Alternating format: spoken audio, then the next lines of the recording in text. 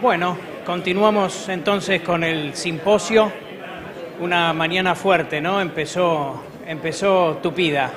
Ahora vamos a tener un panel que es la visión de mercados, con opinión de analistas y con temas de cobertura, expectativas, eficiencia de mercado.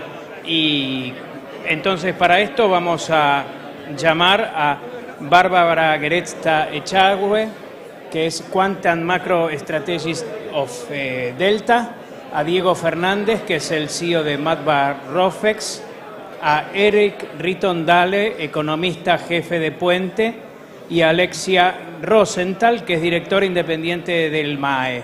Y este panel lo va a moderar Roberto Mathis, que es el VP y CEO de Valo. Bueno, mientras se van acercando, si quieren tomar asiento nuevamente. Bueno, Norberto, te paso la posta entonces. Gracias. Acá viene Diego. Un problema con el micrófono. Ok. Si quiere.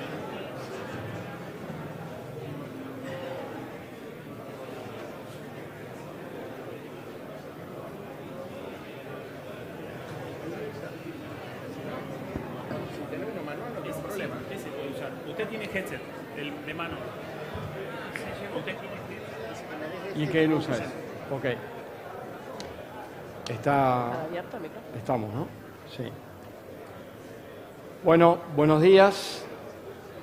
¿Cómo les va? Vamos a seguir con el schedule que tenemos previsto. Estamos un poquito demorados, pero valió la pena escuchar tanto al vicepresidente del Banco Central como al presidente de la Comisión Nacional de Valores. Y bueno, yo ahora en este espacio quiero aprovechar la presencia de Bárbara, Alexia, Eric y Diego para que podamos intercambiar algunos temas que me parece que pueden ser importantes y de interés para toda esta platea tan distinguida. Yo quisiera arrancar con una breve reflexión respecto de todas estas cosas que hemos escuchado del vicepresidente del Banco Central respecto de los logros en tan poco tiempo, reducción de la tasa de inflación, eliminación de la emisión monetaria, eliminación de pasivos remunerados del Banco Central, baja del riesgo país, etcétera, etcétera, etcétera, sin romper contratos, sin llevarse nada puesto, sin financiamiento externo. Evidentemente, si uno lo pensaba el 1 de diciembre y le decían que iba a ocurrir todo esto, jamás capaz que hubiéramos creído que estos resultados se podían obtener en tan poco tiempo. Ahora, la pregunta es, como todo este contexto macroeconómico tiene una interrelación directa con el mercado de capitales, me gustaría aprovechar, empezando por Bárbara, cómo estos comportamientos se están impactando en el mercado de capitales, y después voy a aprovechar con Alexia también desde el punto de vista económico y desde el punto de vista regulatorio. Así que me gustaría conocer tu visión, Bárbara. Bueno, gracias. Muchas gracias por la invitación. A ver, nosotros cuando lo tenemos que entender, lo que siempre decimos es, el gobierno asumió con un mandato muy, muy claro. Había que resolver lo urgente. Y lo urgente es, en un país que es bastante tolerante con la inflación, cuando la inflación llega a niveles tan altos, lo urgente es bajar la inflación. Y lo que nosotros vimos es que en realidad el gobierno decidió resolver lo urgente devolviéndole un ancla nominal a la economía, usando el tipo de cambio para dar previsibilidad y de esa manera bajar rápido la inflación, pero para que esa baja sea sostenida atacaron el frente fiscal y de esa manera le dieron sostenibilidad al programa. Pero como dije recién, Argentina es bastante tolerante con la inflación y cuando la inflación empieza a llegar al 2% mensual, que parece que estamos bastante cerca de ahí, la demanda va a cambiar. Entonces lo que estamos viendo ahora es que en realidad el gobierno de movida decidió también atacar lo importante y por eso tuvo una estrategia en el Congreso, en la negociación del Congreso, tuvo una estrategia tan agresiva para tratar de lanzar las reformas estructurales. ¿Y eso por qué? Porque en realidad si esperábamos a que bajara la inflación para sacar las reformas estructurales íbamos a empezar a correrla de atrás, porque la demanda social iba a empezar a cambiar, porque al final del día lo que todos queremos es vivir mejor y en esa idea necesitamos que la economía recupere. Entonces, de alguna manera nosotros ahí estamos viendo que ese equilibrio se está dando. En todo este contexto, lo que estamos viendo ahora son nuevos desafíos para el sector privado, porque cuando el déficit fiscal baja, cuando baja la inflación, cuando baja la brecha, que son enormes redistribuidores de ingreso, porque con la brecha y con la inflación lo que se tapan son ineficiencias, empezaron a emerger los verdaderos desafíos del sector privado. Y empezaron a emerger las ineficiencias, las inconsistencias, las dificultades para competir. La competitividad en Argentina no está determinada por el tipo de cambio, al menos nosotros pensamos eso. La competitividad verdaderamente está definida por el costo argentino. Y el costo argentino muchas veces está asociado a lo que es la carga tributaria. Si nosotros queremos competir en el mundo, nosotros exportamos nuestra estructura tributaria y lo que ahora estamos viendo es que nos notamos un poco más caros que el resto del mundo porque al final del día tenemos que sostener un Estado que es bastante más grande. Entonces ahí empiezan los desafíos y es esta segunda etapa donde necesitamos ganar competitividad atacando los problemas de base. En el medio, al haber menor déficit fiscal, encontramos que el sector privado se encuentra con ciertos recursos que antes estaban totalmente focalizados en comprar bonos y en ver cómo le ganaban a la inflación. Y el sector financiero como un todo y la industria de fondos, que es donde estoy yo, en particular, es el canalizador de inversiones por excelencia, porque se ocupa de tomar recursos de sectores que tienen un excedente para dárselos a sectores que tienen un faltante, y ahí es donde se encuentra y se puede desarrollar la enorme potencial. Y obviamente hay muchísimo por hacer. Ya empezamos a ver algunos cambios en el área, sobre todo en los fondos comunes de inversión vimos una enorme migración de todos los que son fondos de money market, que al final del día son derivados de los plazos fijos, hacia fondos que buscan un poco más de rendimiento, pero bueno, después si querés charlamos un poco más. Sí, después hablamos de la industria, que me parece que es muy importante, porque además es el inversor por excelencia que nos quedó para mediano y largo plazo, ¿no? Desaparecidas las AFJP. Te salté un segundito, Alexia, y le quiero preguntar a Eric cómo ves vos también esta óptica de este impacto macroeconómico en el mercado de capitales. Sí, bueno, buen día a todos. Un gusto estar aquí nuevamente. Me recuerdo, creo que hace un poco más de un año que estábamos acá hablando y un poco era discutir la normalidad y tratar de entenderla de por qué los bonos soberanos rendían mucho más que los bonos corporativos y los bonos provinciales, cuando en el mundo lo normal es que sea al revés. Y hoy, bueno, si vemos lo que ha pasado por ahí en el último año, estamos mucho más cerca de esa normalidad. Los bonos soberanos en promedio están rindiendo 13, ya bastante más cerca de los bonos provinciales y corporativos. Y bueno, ojalá que el proceso pueda continuar y Argentina logre estar en un rendimiento inferior y que el soberano sea el benchmark para las valuaciones de los corporativos y de los provinciales, como suele ser en otros países normales. Por ahí lo que me gustaría contar es un poco la mirada desde los inversores internacionales, fondos institucionales que nosotros visitamos porque son contraparte nuestra, y contar un poco la mirada desde el exterior, cómo ha estado cambiando.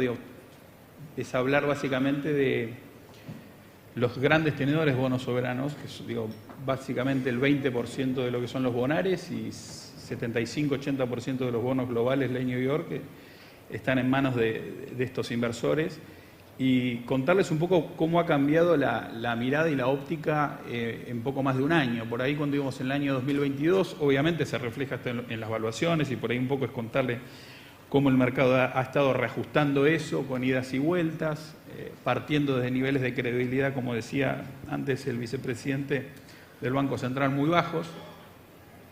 Pero cómo ha revaluado expectativas y reajustado ha sido impresionante. Mediados del 2022, cuando viajábamos al exterior, por ahí la palabra que más escuchábamos era Argentina es invertible. Y era algo que surgía repetidamente en las conversaciones. ¿Y por qué? Obviamente por la posición fiscal, y un tema puro de fundamentos. Posición fiscal, 5 puntos de déficit, reservas netas negativas, brecha cambiaria altísima, control de cambios durísimo, monetización del déficit. Bajo esas condiciones, y bueno, los precios en promedio, los bonos soberanos en aquel momento, mediados del 22, tocaron un piso de $20. Hoy estamos en promedio en 63.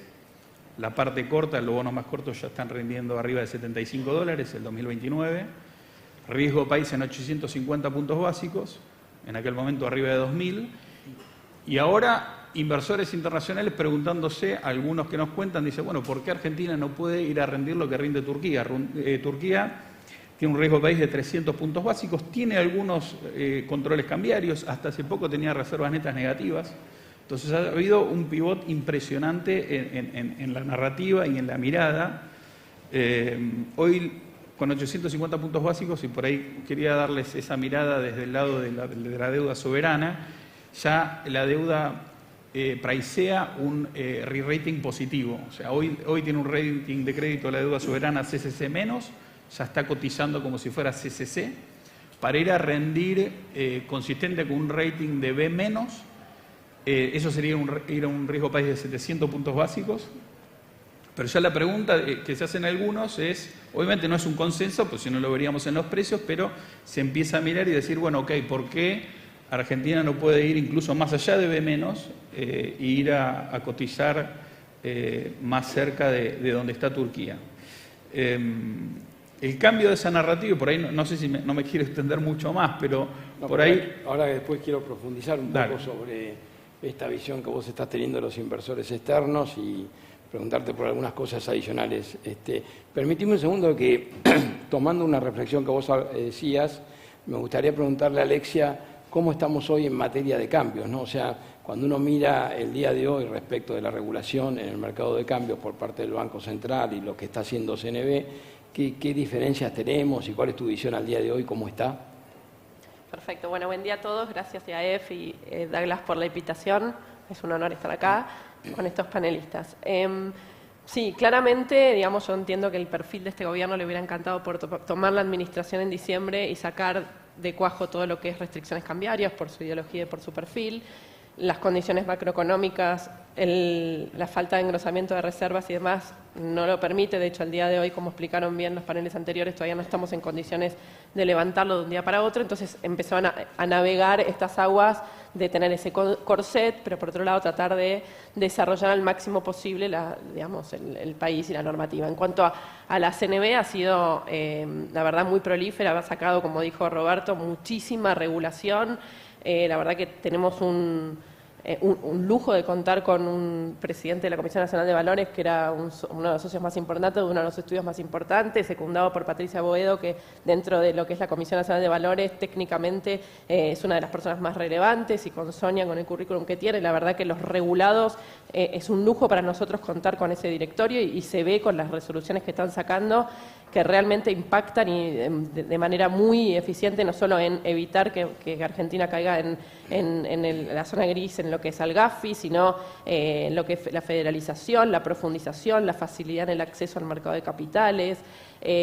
Todos los trámites y, digamos, todas las resoluciones tienden a eso, a ser más fácil, más accesible, a desburocratizar, a ser más simple para el regulado acceder a lo que es mercado de capitales. Y respecto al acceso al mercado de cambios, la verdad que hoy están vigentes todas las normativas, siguen súper vigentes, la ley penal cambiaria, un incumplimiento es de índole penal, uno tiene que tener todavía, estar muy atento a no hacer incumplimientos de esa índole, porque siguen siendo regulados con esa penalidad, y hoy no conviven, digamos, el acceso al mercado de cambios con el contado con liquidación. Yo siempre cuento que durante todos los años de restricciones cambiarias, todos los jueves se reunía el Banco Central y sacaba una norma que restringía cada vez más la posibilidad de acceder al mercado de cambios o de hacer contado con liquidación, y la industria financiera argentina es tan creativa que el viernes a la mañana ya nos llamaban y nos decían, bueno, legalmente, ahora, ¿cómo puedo saltar esta restricción?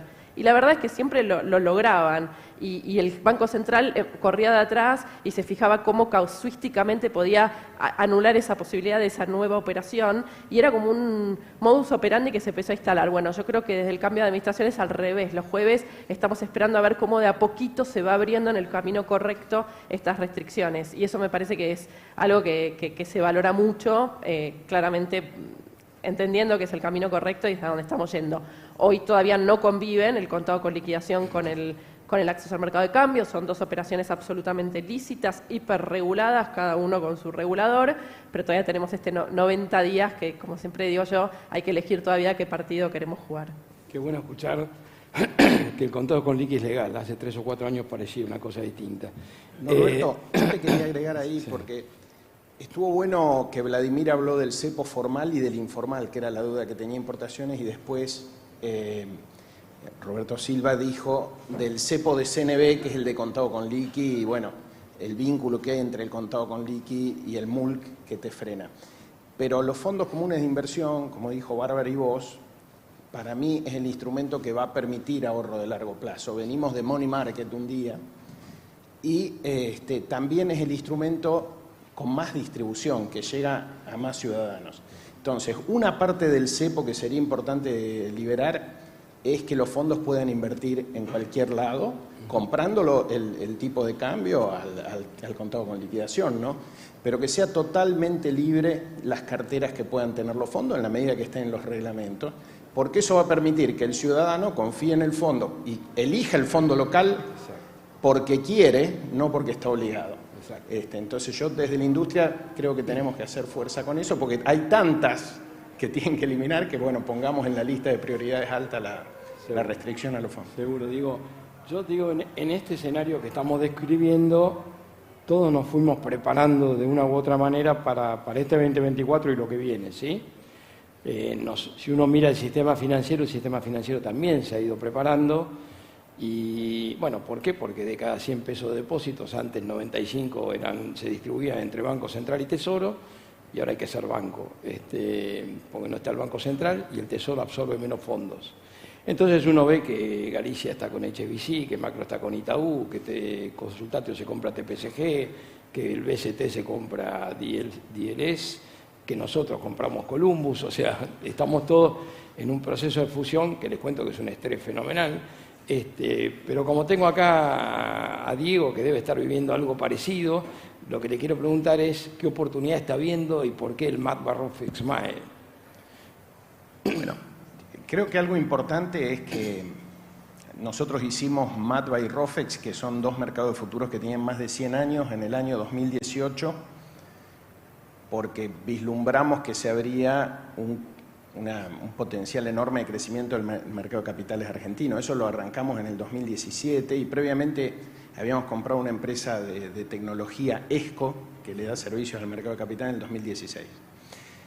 Y más allá de que estamos hiper felices con eso, después del 2019 lo que hicimos es empezar a ver qué hacíamos fuera de Argentina. Y en el 2022 hicimos una operación con una empresa argentina, se llama Lumina, que da software para el mercado de capitales y el sistema financiero mexicano, pero porque estábamos buscando fuera de Argentina. Y honestamente yo te digo que muchos de nosotros casi como que habíamos tirado la toalla en la esperanza de tener un mercado de capitales world class. Creíamos que íbamos a ganar plata, bueno, hacer buenos negocios, pero había que buscar horizontes afuera. Y yo creo que eso volvió a cambiar en forma inesperada. No lo esperábamos en el 2023 tan claramente que esto podía suceder, y si sucedía que perdure. Y me parece que hoy todos los que estamos acá estamos con foco en Argentina, ¿no? Y al tener el foco en Argentina, la idea de empezar a charlar con los otros mercados y en particular con el MAE, para tratar de seguir integrándonos, no simplemente para mejorar la eficiencia y la calidad del servicio a los clientes. El mercado de capitales argentino tiene muchos puntos de dolor porque tiene muchos mercados, tiene muchísimos intermediarios y tiene miles de regulaciones. Entonces, en esa es una jungla.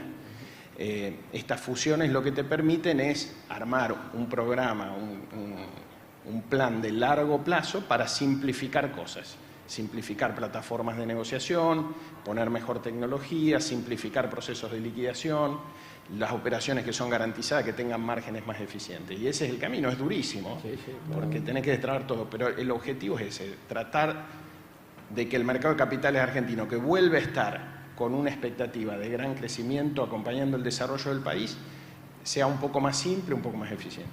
Déjame, de mi carácter de directora de MAE, que estoy del otro lado, la verdad que yo estuve en la cocina desde el primer momento, lo bien que fluyó las conversaciones y lo natural que fue el proceso, porque hay como una línea internacional de consolidación de mercados, es como natural, esto se está dando a nivel internacional, y también el carácter federal de la Unión, me parece que es importante, ellos que están en Rosario y nosotros en Buenos Aires, la verdad que fue todo tan natural que llamó la atención desde el día uno, ¿no?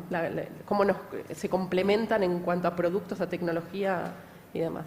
A mí me parece que es un proceso de consolidación que va teniendo toda la industria, va a pasar en el mercado financiero, va a pasar en el mercado de capitales, va a pasar con las ALICs. Bárbara ahí comentaba que la inflación esconde muchas ineficiencias, claramente, y estamos todos viendo cómo en este nuevo contexto somos competitivos, tenemos un espacio de mercado, etcétera. La pregunta que me hago es si Argentina tiene espacio para convivir con dos mercados. ¿Por qué no podríamos tener un único mercado? ¿Cuál es tu visión de ese punto? En muchos países hay un único mercado. Hay que tener en cuenta la historia argentina también, ¿no? Cuando en el 2013 sale la ley de mercado de capitales había 8 mercados, 2 de futuros, 6 de valores, y es claro que hay eficiencias, y si la macro y la normativa lo permite, ese proceso debería continuar. Hay que cuidar que no se caigan monopolios, ¿no? Porque si concentras todo y no hay posibilidad de competencia, bueno, el dominante a veces se queda en una posición confortable, ¿no? Y a mí me parece que es fundamental que se siga apuntando a la eficiencia. Yo creo que la probabilidad de volver a los modelos previos a la ley de mercados mutualizados y muy monopólicos ya casi no existe, ¿no? Porque hoy los clientes demandan eficiencia y vos competís contra el mundo. Entonces, si te quedás tratando de cazar en el zoológico, vas a terminar perdiendo el partido contra pares de otros lugares o contra el mundo cripto o lo que sea. Con lo cual yo soy optimista acerca de que el proceso de integración continúe. Perfecto. Eric, te decía que quería profundizar un poco porque la realidad es que, bueno, uno mira todo el rally que han tenido los bonos, etcétera.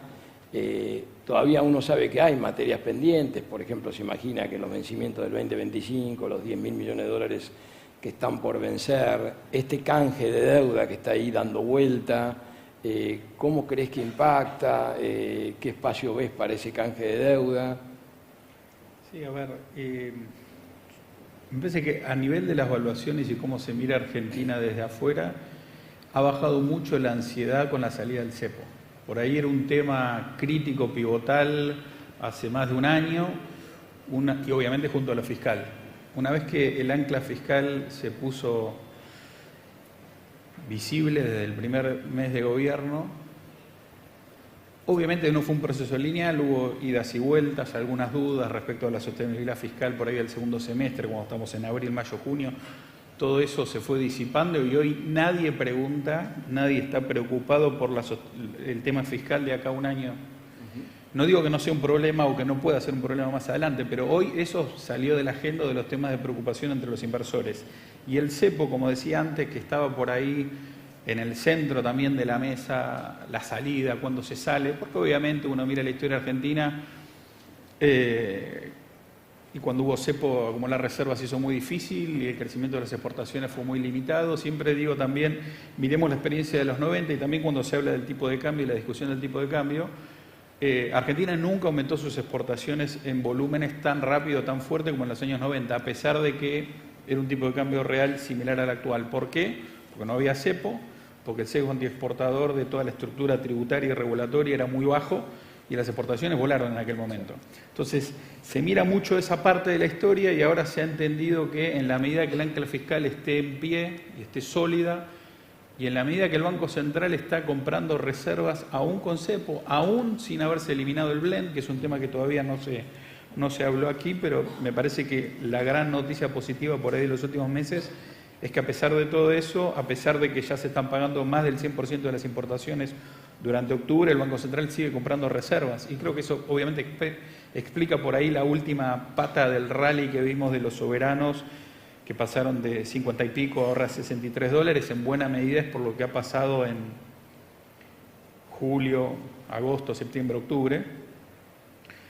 Creo que en tanto y en cuanto esa dinámica se sostenga, las valuaciones soberanas, el apoyo popular, los índices de aprobación altos sigan, tienen recorrido. Creo que hoy, desde los inversores institucionales del exterior, lo que miran mucho es básicamente que el Banco Central siga acumulando reservas, comprando en el mercado cambiario. En tanto en cuanto compre reservas, bueno, las anclas cambiarias, con el ancla fiscal por supuesto detrás, van a estar estabilizadas. Eso garantiza que la inflación siga un curso descendente y en tanto en cuanto la inflación siga un curso descendente, los índices de popularidad se van a mantener altos. Entonces, este es un poco el circuito que se mira mucho, para lo cual es clave que el Banco Central siga comprando reservas, me parece. A favor, digo, en lo que va del año, el Banco Central ha comprado más de 18.000 millones de dólares.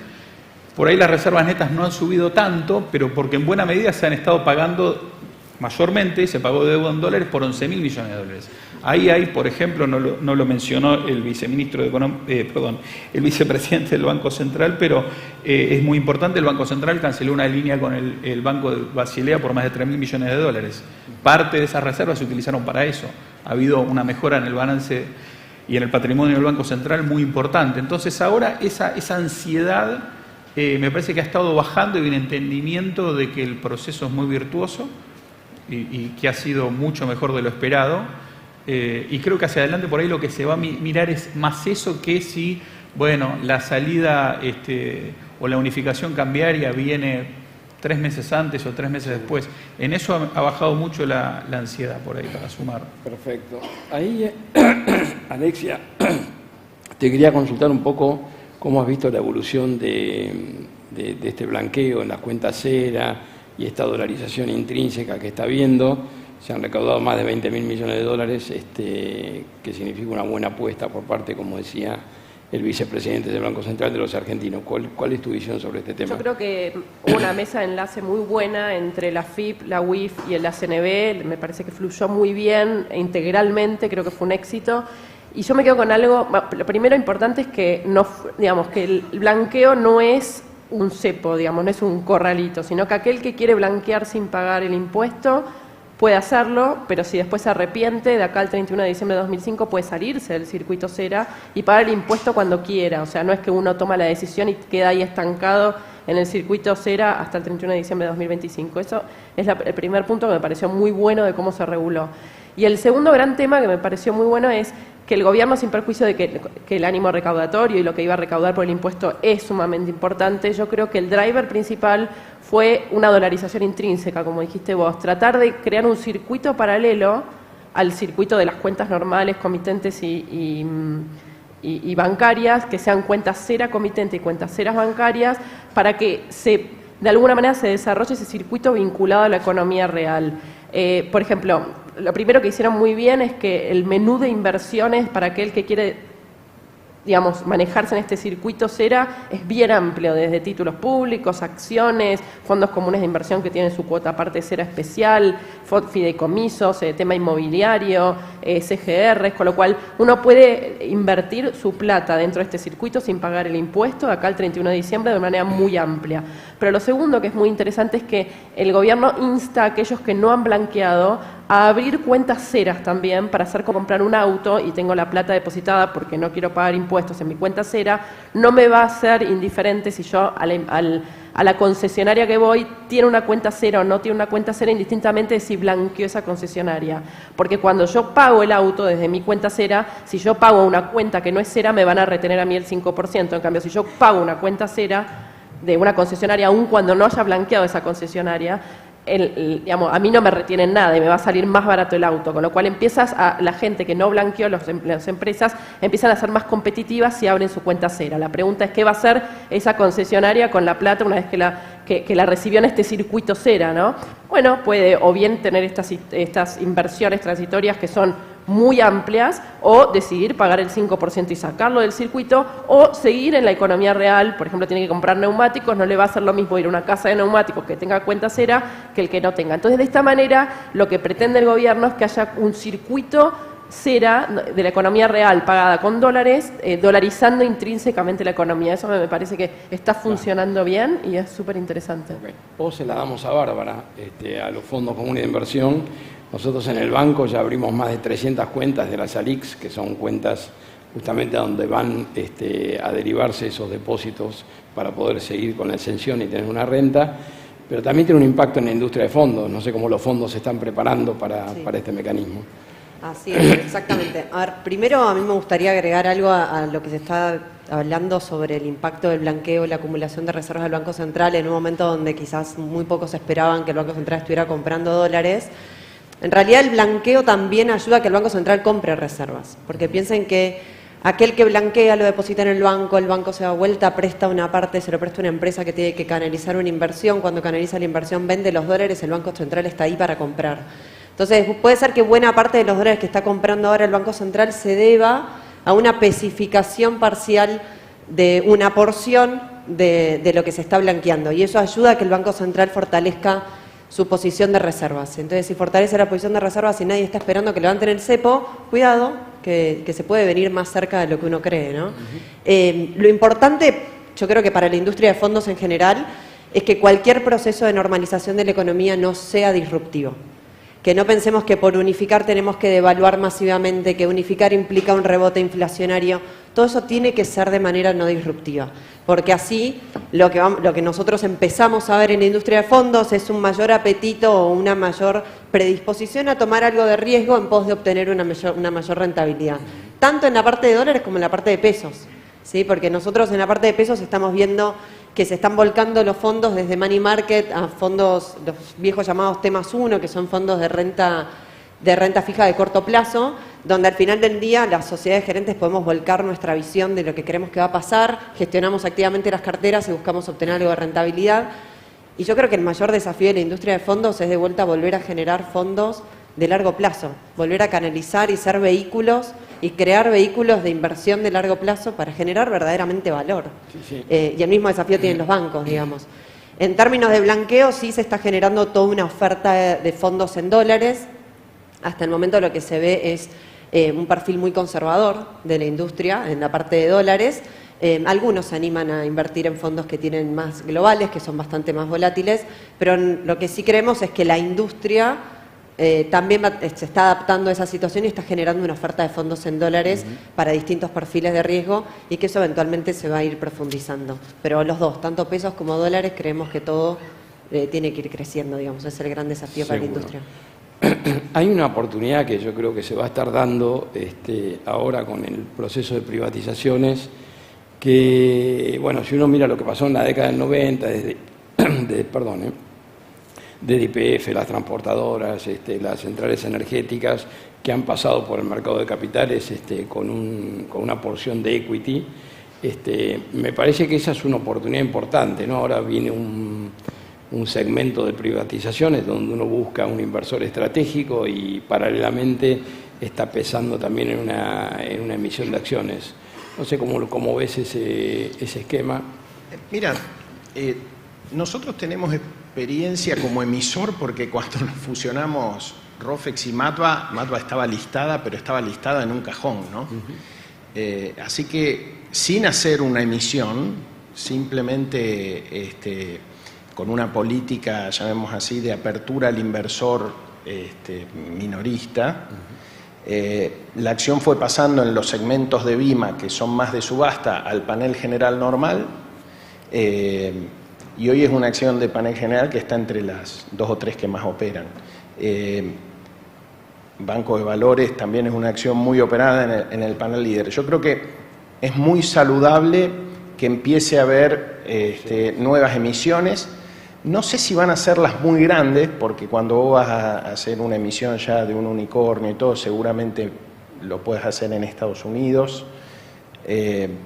Pero soy optimista que puede haber emisiones de acciones. Lo que veo que da mucho resultado de largo plazo es la política de mucha transparencia en la presentación de los trimestrales, la apertura a todos los accionistas de esa información y también el pago de dividendos, ¿viste? Nosotros pagamos dividendos en hard dollar y eso, cuando vos hablás con el inversor que ha comprado la acción, es muy valorado. Yo creo que lo que va a haber, complementando, es el tema del double listing. Ahora, hace poquito, como dijo Roberto, exacto, se sacó el requisito del 118 de que la compañía extranjera que quiera listar sus acciones en Argentina tiene que sí o sí incorporarse como sucursal argentina, que era absolutamente desmedido. Era algo que habíamos pedido mucho a la CNBI, nunca lo habíamos recepcionado y ahora lo habían recepcionado y ahora realmente lo hicieron y sacaron una norma para sacar este requisito. Entonces, muchas compañías, por ejemplo, canadienses que tienen mineras, que están listadas en Canadá, pero que tienen sus principales proyectos en Argentina, siempre quisieron venir a listar también sus acciones en Argentina para que los argentinos puedan llegar directamente a través de las acciones a invertir en esos proyectos. Y creo que esto es muy reciente la norma, que vamos a empezar a ver doble listado de empresas extranjeras. Perfecto. Eric, te hago una consulta. ¿Por qué vos creés que hoy un inversor del exterior, Argentina tiene un track record importante, no hace falta ni repasarlo, solo decir que tuvo 9 defaults en su historia? ¿Por qué el inversor del exterior crees que hoy tiene que creer y por qué este rally tan rápido? Sí, creo que sorprendió un poco la velocidad, ¿no? de recuperación de valores activos. Un poco cuando arrancó el año nosotros mirábamos, bueno, Argentina va a ser una historia de mejora, va a mejorar lo fiscal, van a mejorar las reservas, Argentina debería andar mejor que sus comparables y estábamos en un segmento de países de alto riesgo crediticio y en algún momento, bueno, Argentina debería andar mejor que este promedio de países. Eso se empezó a ver en los últimos 3 meses, donde Argentina claramente se desacopló y empezó a andar mucho mejor que sus comparables. Me parece que el blanqueo ayudó, pero creo que no fue eso solo. Creo que temores iniciales que había respecto por ahí a la solidez política del gobierno se fueron disipando. Los índices de aprobación se mantienen muy altos. Creo que todas fueron historias de mejoras de este grupo de países, por eso por ahí el desacople no lo vimos antes y lo vimos recién en los últimos meses. Me parece que más de largo y tomando un poco de distancia, creo que esta vez la gran diferencia con las experiencias del pasado es lo fiscal. Creo que es el gran ancla y la piedra basal de todo el esquema, es ancla fiscal. Argentina, el presidente se ha cansado de repetirlo, pero digo, no está de más recordarlo, digo, ha tenido déficit fiscal muchísimos años y creo que ese es el principal factor de cambio. El otro es la historia energética, creo que forma parte de los puntos que los inversores internacionales miran, que ponen en la balanza, más allá de lo geopolítico, el hecho de dónde está localizado Argentina, etcétera, el hecho de que toda la parte de la historia energética se ha estado desarrollando con CAPEX local. Todavía no hemos visto grandes majors involucrándose en Vaca Muerta, invirtiendo, ha sido con CAPEX local, gran parte de toda esa historia. Y uno ve la potencialidad de lo que es las exportaciones del sector energético, que ya son una realidad. Digo, este año Argentina va a tener un superávit energético de $5.000 millones, el año que viene 8.000, 9.000 siendo conservadores, hay quienes creen que más. Y la capacidad en corto plazo, ¿no? Sí, y la capacidad de evacuación de petróleo sigue creciendo con el tercer gasoducto oleoducto que se está haciendo, el oleoducto sur. Entonces todo eso parte de los temas que también se miran. Y la verdad lo otro es falta de otras historias atractivas, porque digo, las condiciones financieras globales estuvieron mejorando en el último año y en general cuando uno mira historias comparables, Ghana acaba de reestructurar hace poco su deuda y rendía un dígito.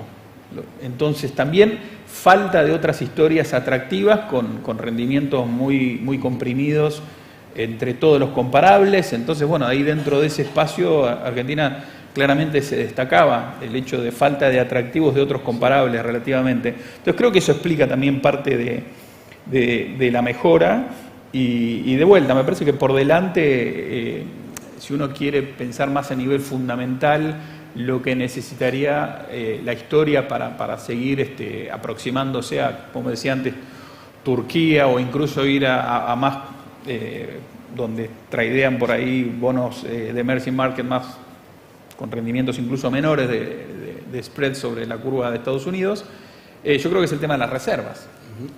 Uno mira, de vuelta, Argentina está pagando deuda en dólares, está disminuyendo eso, hizo el ajuste fiscal.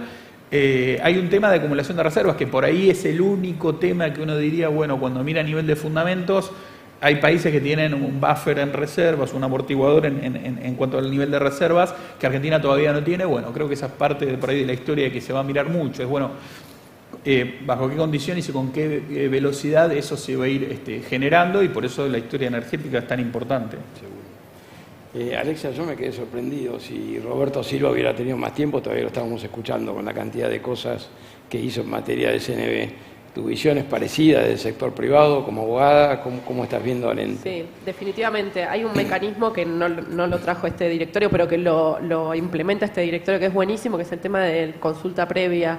el hecho de que también el presidente venga del lado de los regulados tiene la visión del día a día de las operaciones, que la verdad que eso enriquece mucho, pero cada vez que sacan una norma relevante la traen para que el regulado tenga un espacio de tiempo para que pueda hacer sus aportes y después ellos recopilan y en la medida que crean que son aportes que valen la pena, lo reflejan en la normativa final y eso me parece que no solamente en ese proceso, sino que hay una llegada muy buena del regulado informal a aportar ideas y ellos lo valoran enormemente. Siempre dicen que no van a sacar un régimen de cero, sino que van a escuchar las necesidades del regulado para que el mercado de capitales se profundice, para que sea más federal, para que la economía real está vinculada al mercado de capitales en el financiamiento y no solamente los créditos de consumo. Y creo que en ese aspecto están haciendo un trabajo enorme. Ahora salió a consulta una simplificación del acceso al mercado, a la oferta pública, que realmente es muy valorada por todos los jugadores. Y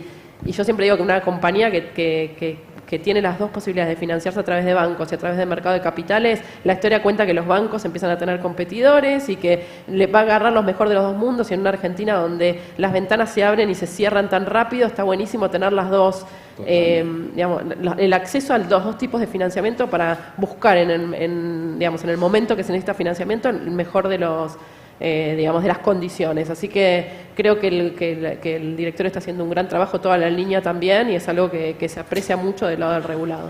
Bueno, les voy a pedir una reflexión final en función de todo lo que hemos hablado, el que quiera comenzar respecto de lo que se viene y el futuro. Sí, yo agrego y ya dejo la reflexión final, como dijo Eric, con respecto a la acumulación de reservas y obviamente que cuanto más haya, más rápido se puede avanzar en liberalización de los distintos cepos que hablamos, que el agro tiene una potencial de generación de divisas muy grande. Las lluvias que ha habido en el último tiempo cambiaron todo el panorama. Creo que hoy en cantidad el año que viene pinta muy bien. Nosotros hemos visto una fuerte recuperación en la operatoria de futuros agropecuarios, a pesar de que sigue vigente el blend, que genera una distorsión ahí entre tu hedge y el precio real que conseguís. Pero bueno, está abierta la incógnita de los precios internacionales de los commodities, ¿no? De los granos y del petróleo. Y como dice algún economista que habla a veces con nosotros, también es importante que el mundo ayude, tener un poco de suerte. Bueno, yo ahí no soy economista, no sé qué puede pasar, pero creo que a Argentina le va a ir mucho más fácil en el tránsito de estas reformas si tenemos buenos precios de petróleo y buenos precios de los granos. Bueno, el viento parece que se está dirigiendo, no como siempre nos pasa en contra, sino que tiene buena dirección.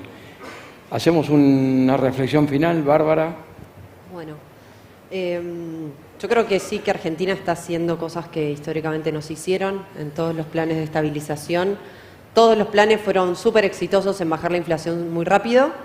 Y siempre hemos escuchado al presidente o al ministro de Economía de turno decir, bueno, pero vamos a bajar el déficit fiscal y de esa manera vamos a terminar de consolidar el proceso. Nunca cumplieron su palabra y los planes siempre terminaron fracasando tarde o temprano. Esta vez yo creo que la gran ventaja que tiene Argentina es que el propio presidente está comprometido con el ajuste fiscal. Yo creo que lo más importante es no anticiparse a lo que es un cambio cultural. Uno escucha muchas veces que hay un cambio cultural en Argentina, que Argentina cambió, que ahora...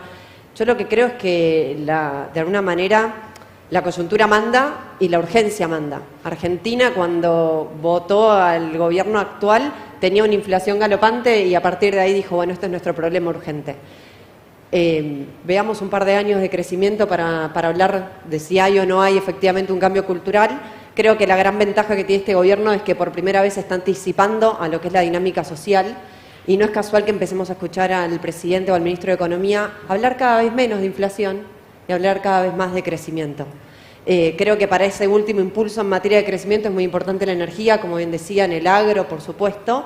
También es importante empezar a levantar ciertas restricciones, porque recordemos que cuando el Banco Central acumula reservas, ese fue el argumento que se usó en julio de este año, cuando el Banco Central acumula reservas y hay cepo, la brecha sube, así que hay que estar atentos a esos indicadores. Lo importante acá no es casarse con un discurso, sino tratar de ver para dónde va, y bueno, y ese es un poco nuestro desafío, ¿sí? Sabiendo que por primera vez está haciendo lo que hay que hacer y bueno, que hay que pasar a la siguiente etapa para empezar a ganar competitividad en serio.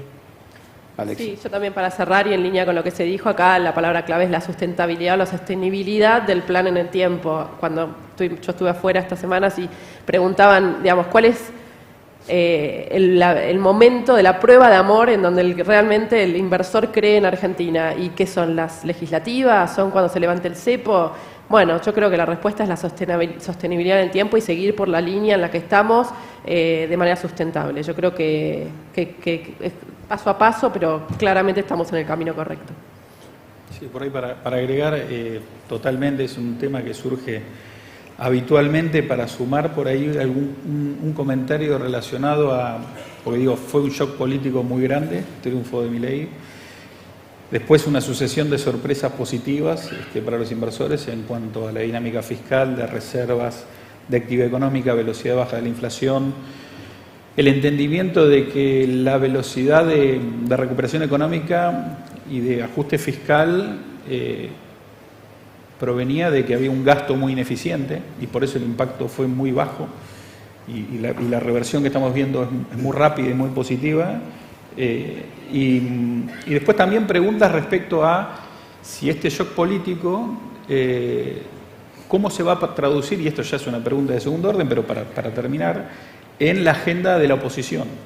Cómo, digo, el shock va más allá de la agenda que propone el gobierno y genera cambios en cuanto a la agenda económica que pueda plantear la oposición para justamente darle más sustentabilidad a todo el programa, no solamente de este gobierno, sino de los que vengan. Sí. Diego.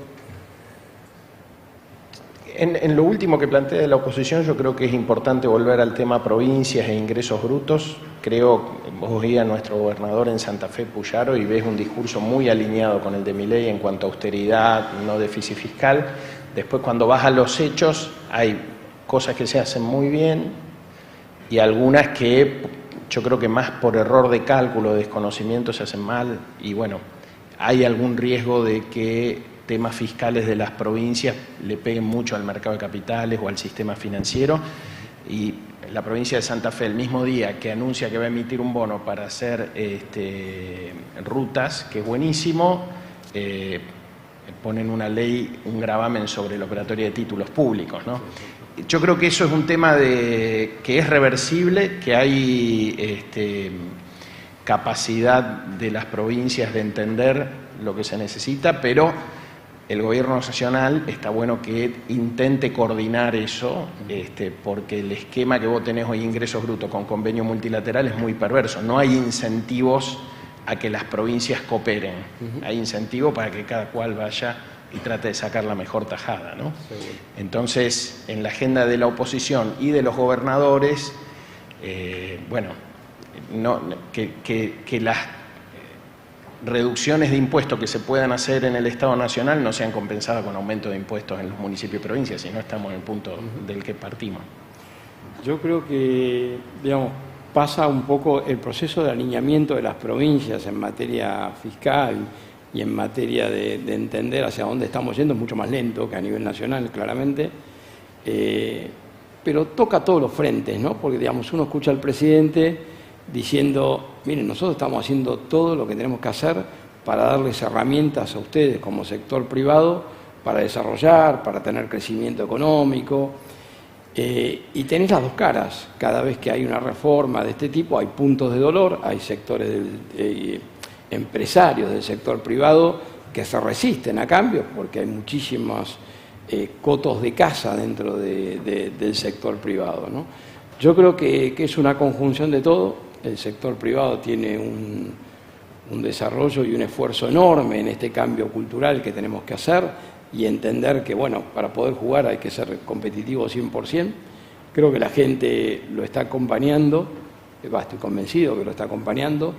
Tiene una materia pendiente el sector político para adecuarse a este nuevo contexto y creo que va a ser, yo no sé si es uno de los hitos importantes para reafirmar lo que vaya a pasar, pero sin ninguna duda las elecciones de medio término del año que viene van a ser un hito importante.